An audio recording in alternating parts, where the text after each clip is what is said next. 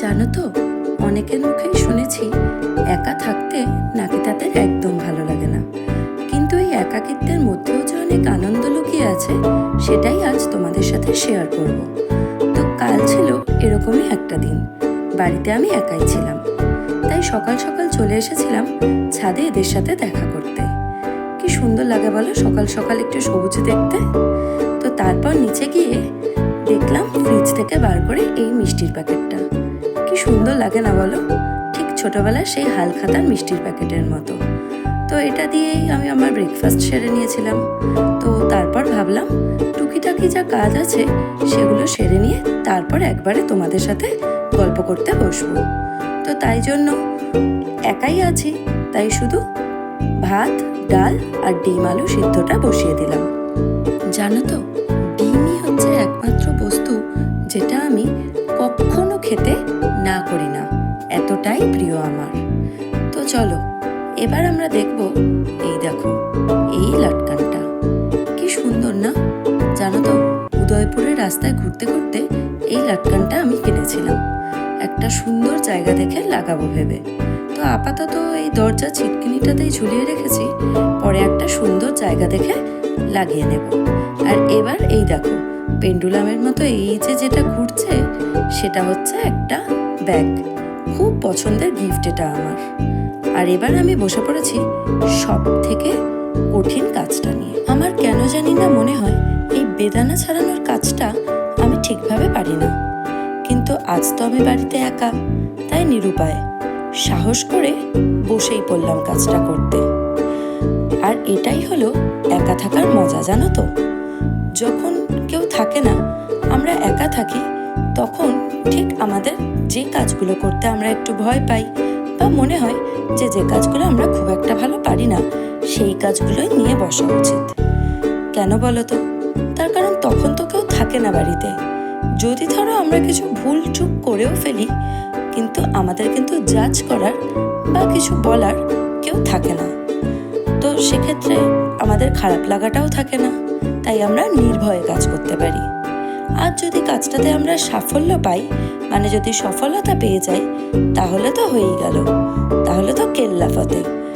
পরের বার থেকে আমাদের কনফিডেন্সটাও অনেক বেড়ে যায় আর আমরা কাজটাও অনেক ভালোভাবে করতে পারি। তোমাদের সাথে কথা বলতে বলতে বেদানাটার কিছুটা পার্ট আমি অলরেডি ছাড়িয়েই ফেলেছি, আর বাকিটারও চেষ্টা চালিয়ে যাচ্ছি। দেখা যাক কতদূর এগোতে পারি। তো যেটা বলছিলাম, আমি যে টিপসটার কথা বললাম এটা কিন্তু তোমরাও ট্রাই করে দেখতে পারো, কে জানে উপকার পেলেও পেতে পারো। এই প্রসঙ্গে কথা বলতে বলতে আমার একটা ছোটবেলার কথা মনে পড়ে গেল। তখন 7 কি 8 পড়ি, জানো তো। সবে সবে চা বানাতে শিখেছি, এর থেকে বেশি কিছু নয়। তখন বাড়িতে কেউ এলেই আমি সবার আগে এগিয়ে গিয়ে বলতাম, আমি কি চাটা বানিয়ে দেব? ওই বাচ্চারা যেরকম করে আর কি। তারাও হাসি মুখে বলতো, হ্যাঁ দাও। তো এরকমই একটা সময় শীতকালে আমাদের এখানে একটা মেলা হয়, চণ্ডী মেলা। তো আমাদের ছোটবেলার সময় শীতকালে আমাদের পরীক্ষা হতো। তো একবার এরকম চণ্ডী মেলার সময় আমার মা পরীক্ষার কারণে সেই দিন আমাকে নিয়ে যাননি, বলেছিলেন তুই বাড়িতে পড়, আমি মেলা থেকে টুকিটাকি কিছু জিনিস কিনে আনি। তো তখন তো ছিলাম বাচ্চা মানুষ, যা হয় মেলায় যাওয়ার, ঘুরতে যাওয়ার খুব ইচ্ছা করে। তো মা নিয়ে যায়নি, কি আর করবো, মনটাও খুব খারাপ। ওই যে বললাম ডিম আমার খুব প্রিয় জিনিস, তাই সেদিন রাগের মাথায় 3টে ডিমের অমলেট আমি একবারে বানিয়ে ফেলেছিলাম। প্রথমে খুব ভয় লাগলেও পরে যখন দেখলাম অমলেটটা খুব সুন্দর হয়েছে, তখন বেশ ভালোই লেগেছিল। তো এই দেখো গল্প করতে করতে আমি বেদানাটাও বেশ ভালোভাবেই ছাড়িয়ে ফেলেছি, আর এদিকে আমার ভাতটাও বেশ ফুট ধরে এসেছে। তো এরকম সময় শুনি বেল বাজছে, এক কাকিমা এসেছিলেন। তো আমাদের দুজনের জন্যই বানালাম এই ঠান্ডা ঠান্ডা আম পান্না। কি ভালো লাগে বলো এই গরমে। আর এদিকে বেলা তো গড়িয়ে দুপুর হয়ে গেছে, আর আমার লাঞ্চও রেডি হয়ে গেছে।